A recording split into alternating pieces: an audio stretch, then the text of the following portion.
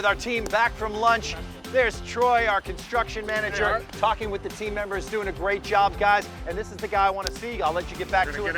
Come on, guys. All right, good to meet you. Steve, good to see you here. Fire Safety Research Institute. You're a nonprofit that is actually on site here doing a number of things. Tell me about what you guys do. Yeah, so we're part of UL Research Institutes. We study fire to keep people safe. So we're looking at all of those existing hazards and the new ones that might be coming down the pipeline. And everybody knows UL listed is a little thing at the bottom of every package. It means that it's been tested and approved and it's safe to use in your home. Absolutely. We're built on trust. We want to make sure that we're doing the research to keep people safe.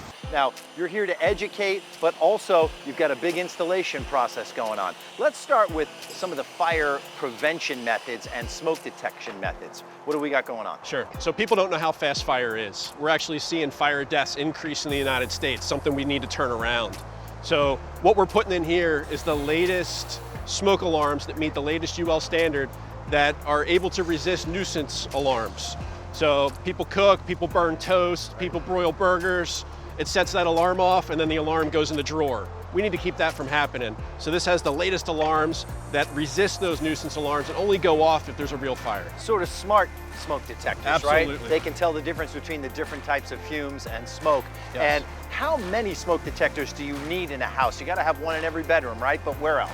Yeah, so working smoke alarms is the key. So we need working smoke alarms in every bedroom, outside of every sleeping area, and on every level of the home. So here, one level, pretty simple. And how often do you need to change the battery? People forget about that all the time. So new alarms don't need the batteries changed. So you might have a 10-year alarm, so that has a sealed battery in it. So we need to make sure every 10 years we replace those alarms. That's a good point. And let's talk about carbon monoxide, a silent killer. We've got to have a detection system in the house for that. Yeah, if you've got any gas-fired appliances, we want to make sure we've got a CO alarm on every level of the home. And attached garages, you pull your car in, you forget to turn it off, you're generating carbon monoxide. You got to have the detector there too. It's there to warn you, keep you safe. Now, let's talk about the big project you guys are doing. You're coordinating with some great contractors that are out donating their time, installing a fire suppression system. How does that work? Yeah, so we partner with the National Fire Sprinkler Association. They brought one of their members out here to donate their time, donate the materials,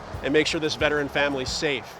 So a fire sprinkler system has heads throughout the home. Right. So if you have a fire anywhere in your home, the one closest to the fire will go off. It heats a bulb, normally about 135, 165 degrees.